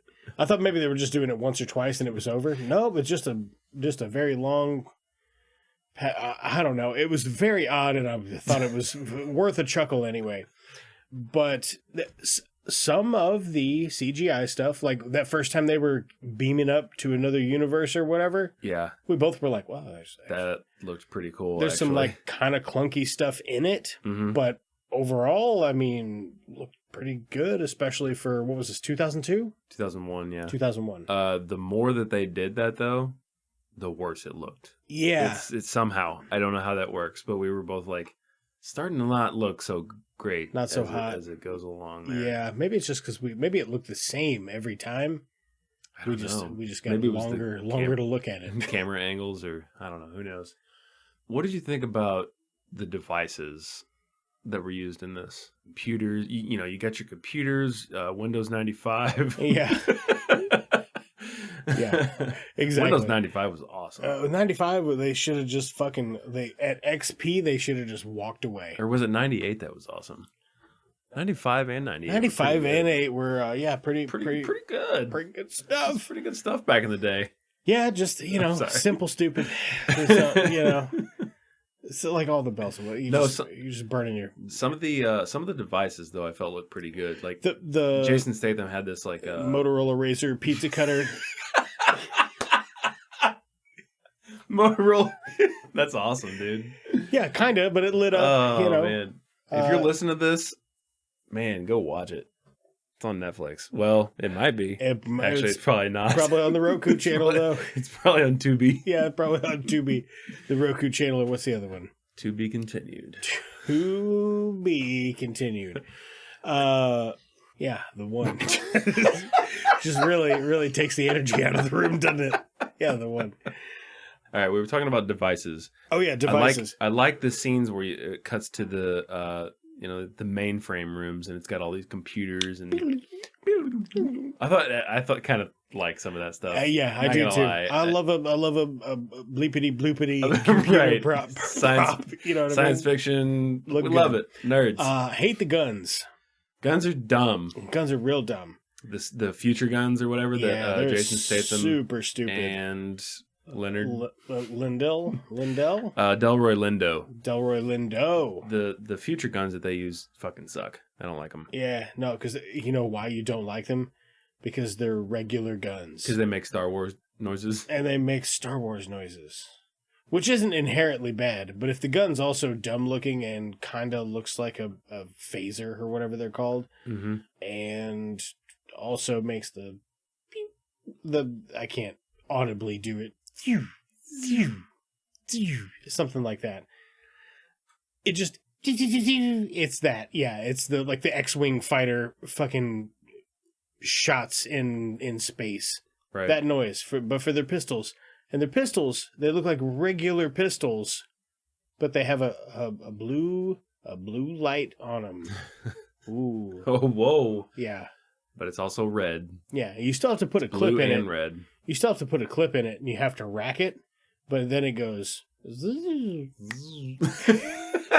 Right. I fucking come on, man. Give me a sci-fi future looking thing. Yeah. They'll just give me a gun with a fucking light on it, and they don't even look like real guns. They look like they're plastic. Yeah. They don't look like they have bad. any. They don't have any heft to them. You know what I mean? You spent $49 million on this in 2001. Come on. What did you think about the police vehicles? They looked like I couldn't quite place the make. It's like a specific vehicle, but they tailored it in a way that, you know what I mean? The futuristic police vehicles that they were driving. Oh, yeah. It's like a Ford something. Like I was like, man, what the fuck is that? Fiesta? No, it's not a Fiesta. It's like the bigger trucks. The bigger truck style police vehicles that they were using in the beginning. Nope, can't find it. They were big. They were clunky. They didn't look great. Speaking of clunky, the fucking story for this is very what is it? It's just not good. I don't know. How's the multiverse work? It just does. Don't think about it too There's much. like 100 and something people in them. He's holding a piece of paper and he's like, the multiverse, like this piece of paper here. And you'll have to understand, it's not actually like that. Frankly, you can just fold these parts and then jump between the multiverses. But the thing that he's explaining, he's like, it's like this paper. And it's not. And he doesn't do anything with the paper to illustrate how it's like the paper. He just says it's like the paper and then moves on. The science... That doesn't make it... There isn't any. There's no science. There's none to speak of. Can we talk about Jason Statham's except for the fact that an MRI machine is a magnet. That part is true. It's a very fast magnet, apparently. You know what I'm saying? Well, that part's... Can we talk about... Well, we could talk about that for a second. The fact that the MRI machine there are a couple scenes where I think Jet Li exits the MRI machine like super fast, and that's just not how that works. No, you can tell it's a very slow, like it's a slow machine when it puts you in and takes you out, and they just put it in fast forward, and it looks very. I guess they mounted it to the inside of the MRI machine. Maybe, yeah. And then I don't know because prop. It wiggles too, which is what makes you can tell that it's in fast forward. So I don't know what they were using because the whole thing like jitters during the. I don't know. It was a fucking. Not supposed to do that. No, it's very. It's an MRI machine. It just doesn't look good. Doesn't translate well to screen. No. Speaking of things that don't translate well to screen, Jason Statham. Jason Statham in this. Can we talk about Jason Statham's attempt at an American accent? Buddy, we can talk about this for 20 minutes. All over the fucking map. He's everywhere. He's doing a bit British. But is he everything? He's doing his regular, whatever his regular. Just British, right? Is it? I think so. He's Okay. Just English. He could pass for Australian if he wanted to. In this, anyway. Right. He's doing Boston. He's doing. I thought it was doing kind of Chicago. New York. I thought it Yeah. was kind of like a New York. New Yorkie, yeah. Brooklyn. He's throwing some of that in there, and it doesn't match the rest of his speech patterns, and then he'll just try to go like hard white guy American. It's so strange. Like, why wouldn't they just say, "Hey, do your regular voice"? Yeah, just use your voice. Cut. Hey, could you drop that thing that you're doing? Oh, I feel like a I'm producer. not even doing a thing. I don't. I feel like a producer was like, "No, you have to have an American. Try. You have to have an American accent." Ooh, maybe because you're from the multiverse. It's kind of like the future, and you're more advanced. Wouldn't you have an accent a little bit from everywhere? This is just one version of Jason Statham, though. Yeah, You know I what I know. No, I get. I'm just saying, like, what maybe what their thought process was. I don't know. Maybe he was just going for an accent and failing miserably at it. Get a voice coach. Do you know of any other Jason Statham films where he tries to do an American accent? You know what I mean? Like, I feel like this is think so. the only one. Oh, so I was paying attention. You did your homework. Were you as confused as I was about which Jet Li was? A couple times, like because at the end I was like, oh, that's the bad one. Okay, because one's wearing a gray shirt and the other one's wearing a black shirt. I guess maybe. I guess they were like, well, we have to. Maybe I wasn't paying attention to what color shirt everybody was wearing beforehand. Well, no, for a while they were wearing the same outfit. Right. Which was deliberate because they were like, all right, we got to make people think that. Keep your eyes on the lady. Over here, right here, Sonny. Right here. All right, where's the lucky lady? It's just, they're fucking shoehorning so much dumb shit into this film. They're like, hey, look what we can do. Yeah, we're watching it. Jet Li can pancake a man between two motorcycles. Oh, let's talk about that. That looked not great. No, it looked bad. I wonder what it was that made it. I wonder what it was that made some of the stuff look pretty okay, and some of it look so dog shit. Not great. It's a good question. I'm trying to remember like what else we were like, oh, that actually didn't look too bad. The Motorola Razr pizza cutter looked pretty good. The first time they did the multiverse or the universe switch, I guess. Yeah, that looked pretty good. That looks good. Yeah, I think that is it. A lot of the fight scenes where there was like excess jumping, it was just too much, man. Like, watch me jump over this 10-foot tall fence. It's clearly yeah. It just looks bad. Yeah, some of the there's some good hand-to-hand stuff that's pretty redeeming. Some of the fight sequences. Yeah, until they put that like speed racer, the Flash kind of look to it. 'Cause this whole time, Jet Li, he thinks if he kills all the other Jet Lis, he'll be like a god. Right. He can dodge bullets. He can break a gun in half. He can run over 50 miles an hour, and he can jump to easily 15, 20 feet in the air pretty effortlessly. Right. So he is a bad motherfucker. He can punch a big dent in a big steel wall or whatever. So he's bad. He's badass. And he gains these powers from killing other Jet Lis. From killing the other Jet Lis, which, like you said in the beginning, I kind of like the concept. Yeah, I really do. It's just the storytelling it's just shit, and the way they go about it is just like, come on, guys, like it's kind of shit. Just fucking do better. God damn it. Yeah, it's I don't know. It's flat. And we had a lot of laughs at its expense. For sure. We were laughing at it hard. For sure. Sitting here trying to critique it, I'm like, what the fuck am I even supposed to say about this? It just exists. The whole bit would just be like, hey, remember when we were watching the movie and I said that joke? Right. And then explain the joke? That's not funny. That's not good content. We're not doing that. I could, though, because I did made some pretty good... We had some pretty good jabs. Pretty funny observations. We got some good ones in there. You too, Danny. Thanks, Birdman. You're welcome.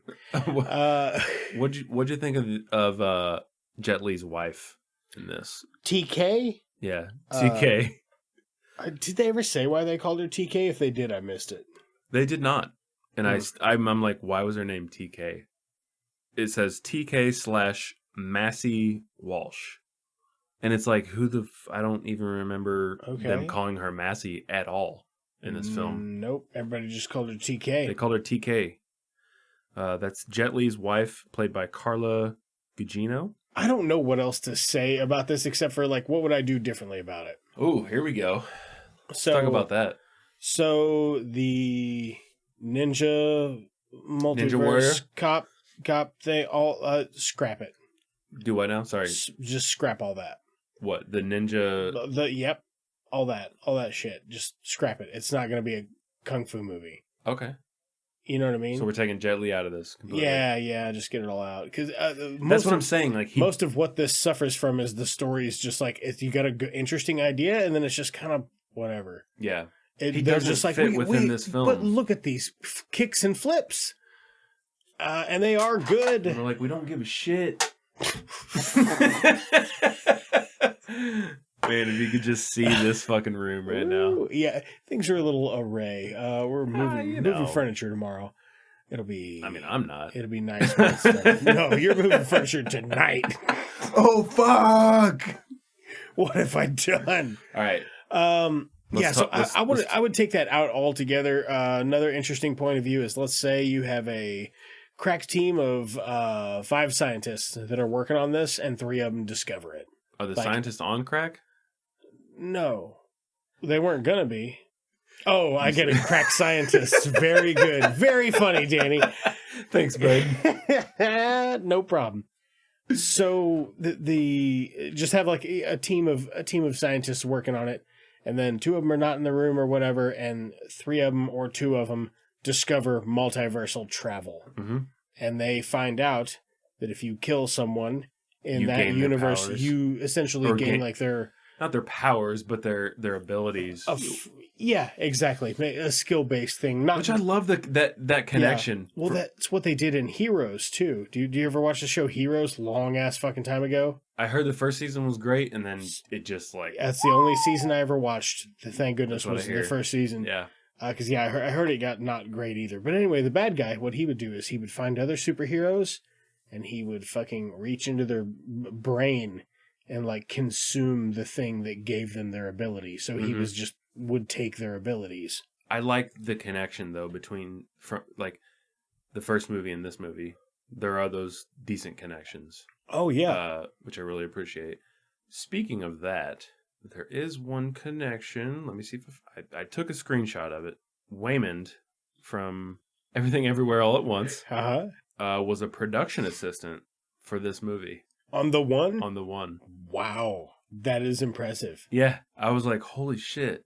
Because when we were watching the Bad movie at the beginning, I was like just looking through some trivia, and that popped up.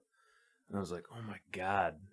Wow. That's fucking awesome. Yeah, like, that's a good production assistant and assistant action choreographer.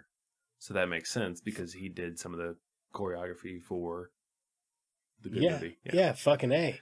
I just thought I was like, that's fucking cool, man. Yeah, that is good. Well, I can't wait to talk about Everything Everywhere All at Once in the next segment, in the second half of the show. I mean, the first. It's gonna be fun. Yeah, It's gonna be a blast. It'll be good. Anyway, back to what we would do about the one. Mm. And this probably sounds very like hoity-toity and snooty of me, but I would like a highbrow, like smart story of how this works and how the assume two people find multiversal travel possible, and one of them witnesses them like seeing themselves freaking out and murdering them. And then they go back to their dimension. Mm-hmm. Now they have this tension. Like we can't tell the other scientists because they'll shut the whole program down. And they slowly discover, oh, you're like, you could do things you couldn't do before. And then they both devise this plan that this is what they're going to do.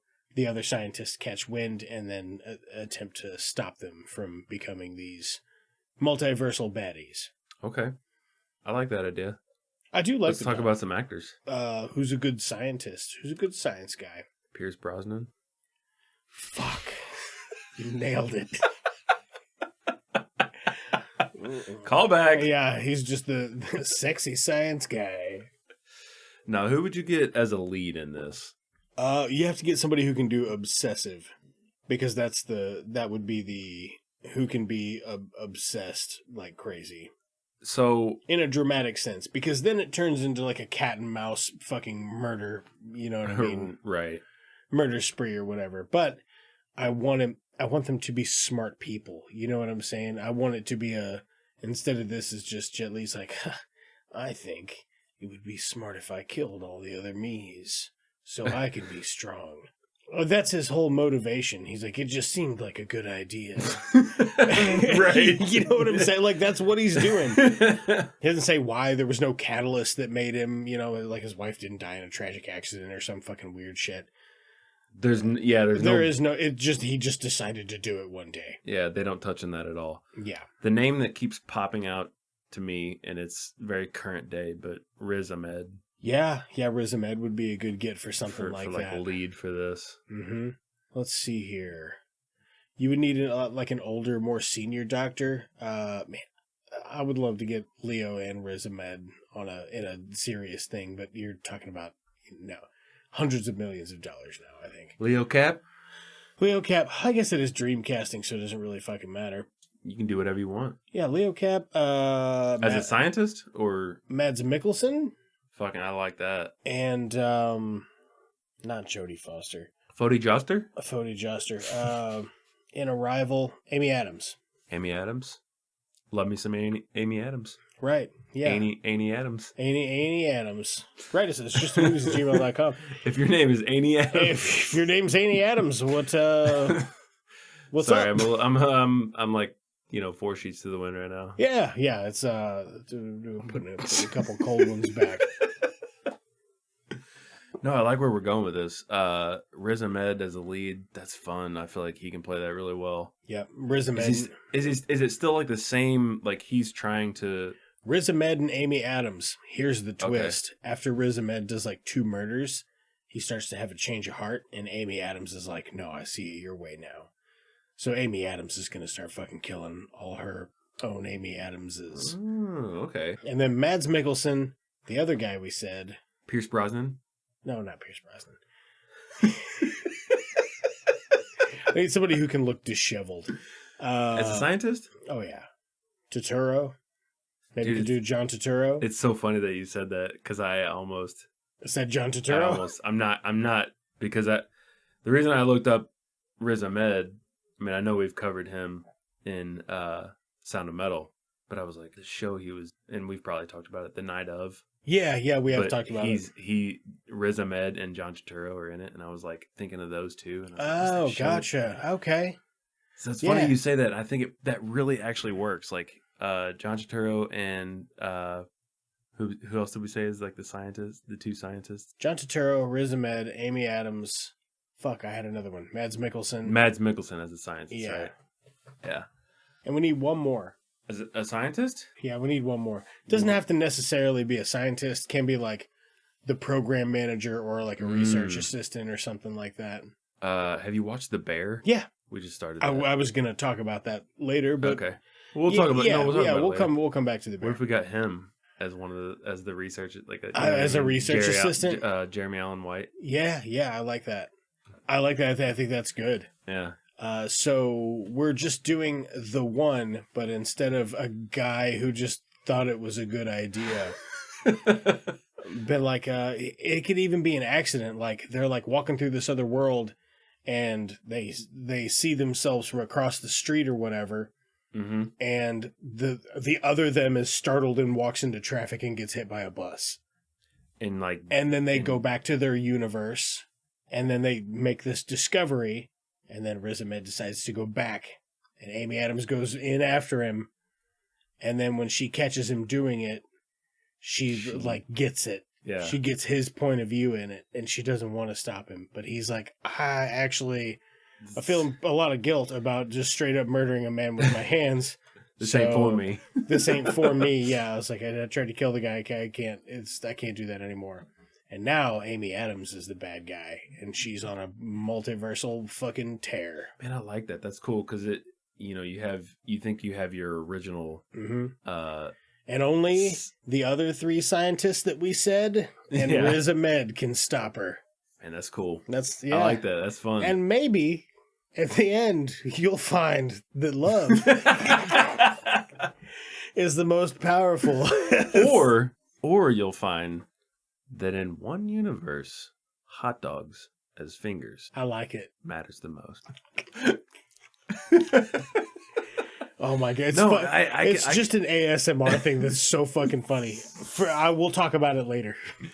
I can fuck with that story though. That's fun. That sounds fun. Yeah. Because you think you have your quote unquote main in Riz Ahmed, which I guess he technically would be in our story. Yeah. But then you switch perspectives to the Amy Adams character. That's fun. Yeah, and then you could do 15, 20 minutes of that. Right. Of Amy Adams like going back and calculating how she's going to do it and how she's going to cover her tracks and how she's going to just fucking do it or whatever. That's fun. It'll be good stuff. And then you can have a problem and you can have these other three brilliant scientists working on it and sussing it out. Like, okay, when we did Don't Look Up, at the very beginning of Don't Look Up, when Leonardo DiCaprio gets out the whiteboard and they're having that montage where they're all doing the research session and plotting the calculations of this asteroid or whatever, that's a great scene. Mm-hmm. It's a great, great scene. And you don't have to tell me everything that you're doing. It's just a great, smart scene. It's like, look at this room of competent people. Right. So that means that they have agency and they can take care of themselves they'll be like, why are you doing that? It can be very clear if it's a competent person. If it's not, it's just like, because I thought it'd be fun. That'd be cool. I thought it'd be a good idea to just. I thought it would be dope if I was the only. If it was just me. If I was the one. If it's just me. Just one Jet Li, no cap. Oh fuck. I think that's fun. Who would you get to direct it? Would you get Denis Villeneuve? I'm just kidding. I like doing that. Who did? Oh, what's the name of that movie? Look it up. There was that fucking thought because I got a piece so bad. Okay. Could we just get the Daniels to direct this? I feel like that's an easy cop out. I will. I did look up a thing while you were pissing yourself. No, I was pooping my pants. You was pooping your poop or just ship your pants. Ship your pants. Shipping your drawers. I was shipping my drawers to another universe. So I kind of wanted a little like darker and more menacing. You know what I mean? I think it would have to be. I tell you what, there's a movie that I don't know if I'm ever going to cover on the podcast or not because I'm not even sure if I fucking liked it. But I will tell you this, it makes me feel a certain way every time I watch it, and that is like I need to take a shower when I'm finished watching it. Now, that being said, me saying I don't even know if I like the movie or not, it has got some fucking impact, and it's directed by John S. Baird. So maybe him, but I'm referring to the movie Filth, starring James McAvoy. He's back, oh boy. Filth? Filth. You know, whatever the expression is, pornography when you see it. Mm-hmm. It's pornography. Like, I don't mean to say that it's like just sex. I mean, the whole movie is just dirt. Like, it's why I guess it's a great title. I mean, it really does suit it. So I guess that's a novel. It's based. It's some dirty shit then. Based on the novel by Irvin Welsh. Because I thought that sounded familiar. Have you ever seen that? No, I haven't. It's super fucking weird. Like, it's a thing that like I don't know if I want to do it for the show, but I would like you to watch it just because I want to talk to you about it. Like, I don't care if it's off mic or whatever, but it's a weird movie and I would like to know what anybody else thinks about it. It's kind of how I feel about did you ever watch The Lobster? I did. Yeah, I like The Lobster. I wouldn't mind doing that for the show. Yeah. I wonder if that director would be a good fit for this. That could be too. I might butcher this, but it says Yorgos Lanthimos? Oh, Yorgi Lanthi? Yeah, you know you. Yorgi Lanthos. He did The Lobster. That might be kind of a good fit. I don't know, because it's got like a darker, it's just kind of a gritty, weird. It's got a grit to it. Yeah, yeah. Has a style to it that I think might fit our idea. I think we've kind of. Well, how many? Oh yeah, we gotta rate this pig. No, we didn't rate it. How many Motorola Razr pizza cutter thumbs? There we go, got it, nailed it. So if you got 10 of them. Yep. Each one of them. They're getting in the way too. They are They're so in the way. They're expanded. They're like flipped open. So it's almost like you're like one of them's got to break, right? Oh yeah. For it to. Yeah. If you had 5 of them. Super painful. Or do you have 4 in this universe? 10. You got 5 on each. Oh fuck! But they're more closely spaced, so it's even worse. I don't know. This wasn't the best for me. Yeah. I'd probably give it like a 6. It just lacked reasoning, story, which I guess for a bad movie, that's kind of part of it. That's kind of why it's bad. Yeah. Right. Yeah. We knew it. Hadn't won any Oscars. You know what I mean? Yeah. Not taking home any Academy What do you Awards. think? I'm going to give it a 7 just because we had so many laughs at its expense. We did. So I did enjoy watching it, but now that we're sitting here talking about it, I'm like, it was kind of dog shit. Mm-hmm. Which is fine, though. We signed up. I signed up for it. That's what we do. Yeah. That's what we enjoy. I know it's going to be dog shit. Sometimes I get it with a piece of toast. Sometimes I get it on a cracker.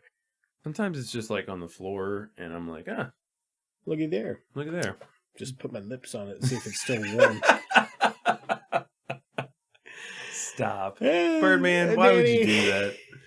You know how outrageous I like to be. Sick.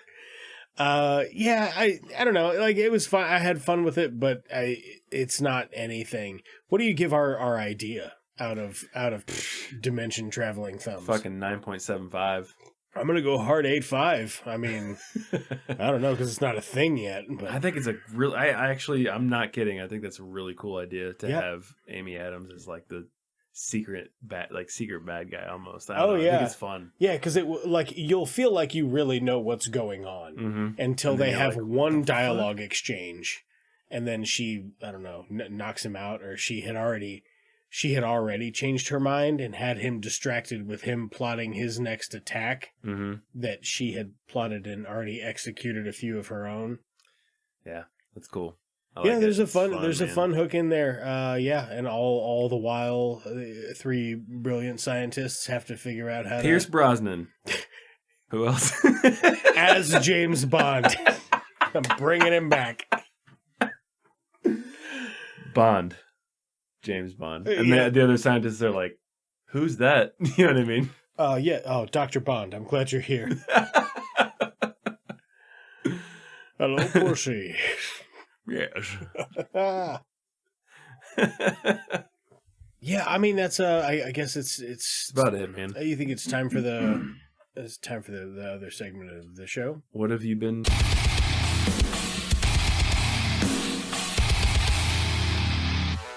Hey, what you watching? Filling your time with. Well.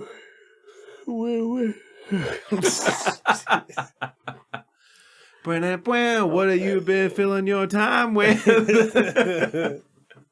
That's the new segment we're doing. What if it's just like every episode it's called something different? Oh yeah, that's fucking awesome. So I haven't recorded the podcast in a couple of weeks. So what have I been watching? I watched The Bear. I didn't finish it though. I still got like two episodes. We haven't either. So we still have like 2 or 3 episodes. So we won't go into any spoilers about it, but I am enjoying it. It walks this weird line where I'm not sure if it's a drama or a sitcom. But I think it works.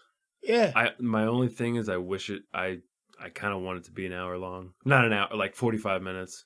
Yeah. I feel like it kind of works as a 20-minute or whatever it is, 25-minute. But you can flesh out some of those characters in that 45-minute. Well, it did get picked up for another season. Yeah. Right. I really like the bear. Yeah.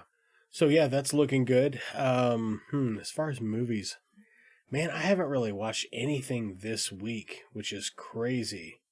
I mean, apart from Everything Everywhere All at Once and the one earlier. Yeah, I feel like I watched a true crime thing. Oh, I watched the John Wayne Gacy tapes. Yeah. Just a documentary on Netflix for a serial killer I'm already familiar with. Right. It wasn't any new information, but it was well put together. So, if you're interested in that kind of thing and you don't know about that or you don't mind some repeat info, it's out there. It's well made. Okay. And apart from that, man, I just have been playing a shitload of video games. I was going to say, what video games have you been playing? Yeah, well, I'd mentioned previously that J-Bone let me borrow his Xbox, knowing damn well that if I borrowed it, I would just go buy one. So now I've done that. And, man, I've been playing a few things, but I finished Spiritfarer, which you and I had already talked about a little bit off mic. I think there was some DLC content that I missed because I thought the game was just over, and I'm like, I don't really care to 100% it, I'm sure there's lots of cool Easter eggs or whatever, but the story is what I was really into, and if this is where it ends, then I am happy to end it. Right. So I've been helping Alicia play through some of that in the 2-player mode where you play as the cat. Yeah. That's fun. When it floats instead of just poofs up as a... I don't know. It's silly looking. Anyway, I had a lot of fun with that. I have been trying to get back into Halo. Was like a big game I played. You know this. I'm telling everybody else. I played Halo pretty religiously for like 10 years, and then I just quit playing. Right. I didn't play for 7 years, 8 years, a long time. Haven't played at all, but now I have Halo again, and a new Xbox and a new Xbox controller, and it keeps up with my internet or whatever. So I'm having a blast with that. And it was like, because I haven't done it for so long, and some of the controls are a little bit different. Yeah, I could see that. The other day, I finally hit my stride. Yeah. And I got used to it. I just had one game, and I was like, boom, right back in it. 27 kills. 27 kills, 6 assists. Just like had a banger of a game, and I had another one the following day. So it's really nice to get back in a groove for a thing I haven't done in a really long time. You remember the only thing I used to be good at? Halo? On Halo. You remember what it was? What was it? The only thing I could do was swords and shotguns. Swords and shotties? That was it. That was what I was good at, but that was it. My bread and butter was always standard Slayer, like just the assault rifle and the pistol. Yeah. That was I swapped back between them. I knew, this one shoots better at this range or whatever. This is when I should charge him and beat him down. I think I had the timing down for, swords and shotguns. What I mean? Oh, yeah. Dude, we used to play a lot of Halo back in the day. Yeah. Anyway, so I've been playing a bit of that, and I've been playing a little Fall Guys casually. And it was like we were having a couple of drinks, and I was like, I'll throw this on. We'll play a couple games, drink a couple beers. And we did, and it was fun. Have a good old bonfire time. Good old bonnet time. Get up. So yeah, get on up. I watched The Vast of Night recently. Yeah? Which I think I told you about. Not a great film, not a bad film. Just an okay film. Yeah, that's the one you were telling me about. I never finished it. I just watched the first half, and I was like, I'm into this. And then you fell asleep. And then I fell asleep. Decent film, just not enough of a conflict for me. Camera work was great. The acting was really great because it's like a period piece. I remember the dialogue being a lot of fun. Set in the 1950s. I don't know if it needed to be longer or just flesh out the story more. Something didn't click with me, but overall a decent film. Yeah. Finally finished The Boys, the new season of The Boys, which is just fucking wild. Yeah. We talked a little bit about that.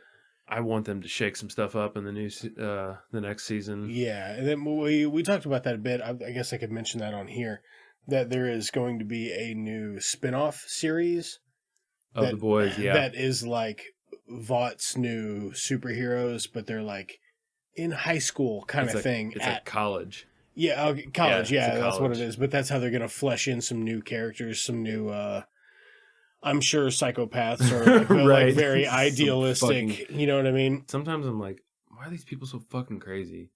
But can you imagine growing up or like As Superman? suddenly realizing that you have superpowers and you're like, oh, Yeah. fuck. How many people have you met in your life that are fucking egomaniacs? Yeah. 15, 20? A few, yeah. Yeah, that's a good portion of all of the people I've ever met. Like intimately enough to know that, like, oh, okay, you're You're fucking you're a piece of work, You bud. don't give a shit about anybody, do you? And that's like, I don't know. The idea of Superman, but what if he's evil, is not a new idea. That's been around for a real long time. Right. But it's just a really good iteration of it. Yeah, I really like the boys. It's fun. I kind of want a refresh button on some of the stuff in the series, but I won't go into too much detail because I know it's like a new show. What else? I could watch Carl Urban just call people cunts. I know, all day right? long. Yeah, Yeah. Love Carl Urban. Want to see another Dread movie with him or a Dread TV series with him. Yeah, I'd like need a film.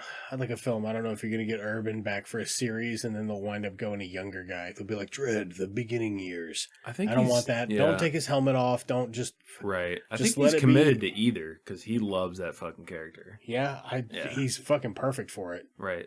Keep that helmet on though, baby. Yeah, keep helmets on. Carl Urban, don't even worry about it. All right, what else? I've been playing through Assassin's Creed Brotherhood. I finally beat it. I know that's kind of random because it's a super old game, but the Ezio trilogy. Oh yeah, yeah. I've been playing through that. Nice. Other than that, Getting some mileage out of that. yeah. Oh, yeah. You know me. So I'm a huge like trophy hunter, achievement hunter. Mm-hmm. So I got to get all the trophies for the games, and I spend fucking way too much time on it, and it's stupid. Yeah. It's dumb. Yeah, no, But that's what I do. I know what you mean. That's never been my thing. But like even when I had like, okay, this will date it a little bit. The last time I was really into a Halo game before now was Halo Reach, which was a long time ago. But when that came out, there would be like you could get a special helmet for like assassinating 1,000 people, and that would be the thing I would hunt for. I'd be like, okay, I'm gonna play 10 games a night, and out of those 10 games, I'm gonna try to assassinate as many people as I possibly can, and I'm just gonna do that until I get the thing I want. Right. And I would do that for whole armor sets, for stupid shit. I did it one time. I don't recall what the achievement thing was. Whatever I had to do, it was just to make confetti go off when I got killed, and for kids to cheer. It's just a silly thing, but that's what I wanted. So every time I die, it's like confetti, and yay! Yeah. So I mean, I guess to that extent, if it will grant me a specific thing I want, I am happy to hunt for achievements. Yeah. But to just have them, I don't know. I just have never cared. Yeah, I think I just like, I don't know, something about getting every trophy in Finishing the game. it. Yeah. It is finished. Like someone had to make those decisions of like, hey, what are all the trophies that are going to be in this game? What are those going to be? Oh yeah.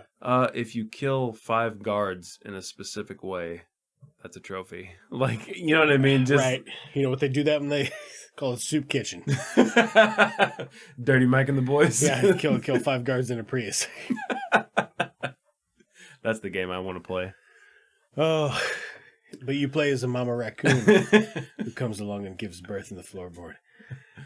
Sorry, it's different. I just edited that episode the other day, so it's like still So it's fresh on in the my mind. Yeah. Is there? Yeah, I've been checking out a bunch of stuff on Game Pass though. There's a bunch of cool shit on there. Yeah. Downloaded a bunch of stuff. Haven't played a bunch of stuff. I just pretty much have been playing Spiritfarer and a tiny bit of Fall Guys. But I'm I'm going to help Alicia finish Spiritfarer, but she's almost done. So as soon as that's over, I'm going to move on to a different one of those little shorter games. There's one I just downloaded called 12 Seconds or 12 Minutes. That sounds familiar. Yeah, it's like a murder mystery thing. It's got like Willem Dafoe as a voice actor in it. Willem Dafoe. Willem Dafoe. That was I was trying to think of earlier. Like the Rick and Morty fandom has got to be the worst fandom. It's one of them, or DC movies fandom. That's pretty bad. Yeah. What about it's just two movies fandom? Huh? That's what I want to know. Where's anybody screaming at Comic-Con? Release the Birdman cut. The Birdman cut. Yeah.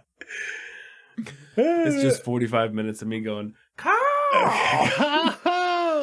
I'm just too drunk at a river. If the somewhere. people want it, cause that's funny because you're Danny and I'm Birdman, but it's you doing it. That's the Birdman cut. Is Danny doing it? That's very funny. Just at the river. Any river. Pick a river. Yeah, just any old one. Apparently Big River has a lot of cancer in it. Sorry. Cancer-causing agents in it. Yeah. Big River. What do you think? This is dude. This is abnormal human growth. This isn't. That's fucking Big River right there. That's fucking Big River. All right, no one knows what we're talking about. We gotta end this episode. Yeah, we gotta get out of here.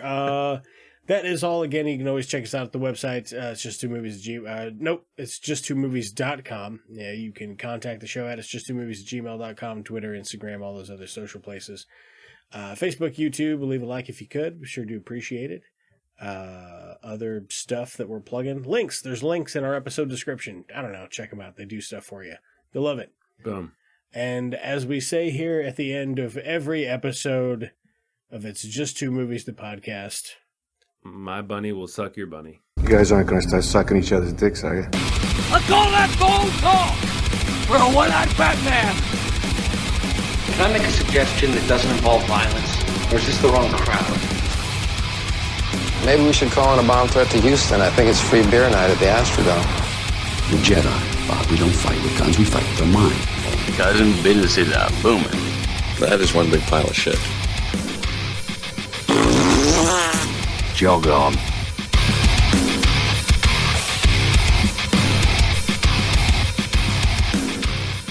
It's Just Two Movies is a production of Blue Cheese and Bacon Studios and can be found wherever you get your podcasts. I just wanted to throw out a couple of special thanks for the folks that make this show possible. Big thanks to Brad Sexton for our jams, Lamplighter Production for our artwork, Godsized Growing for some musical guest appearances, and Dave, who's our YouTube editor. We probably wouldn't even be on that platform were it not for him. If you want to check out anything any of these amazing people are working on, all of their links are in the description for this episode. If you want to contact the show, you can hit us up on Twitter or Instagram at It's Just Two Movies. We've got a Facebook page now, so that's on there. You can always leave us a comment on YouTube, or you can email us at itsjusttwomovies@gmail.com. Okay, yeah, and if you like the show, like, subscribe, leave us a review. That stuff helps tremendously. So anyway, back to the show. We're interesting. Look, we're two white dudes drinking beer, reviewing movies. All right. How original can it get? No one else would be so bold. To go where no other Especially not two Caucasian men. You know what I mean? That's just crazy talk. Oh, I laughed so hard I popped my back. Yeah, well, I treat myself to like 3 cases of beer and a fucking 5th of whiskey every week. So I need to start treating myself with a fucking salad, am I right? Got him! Woo!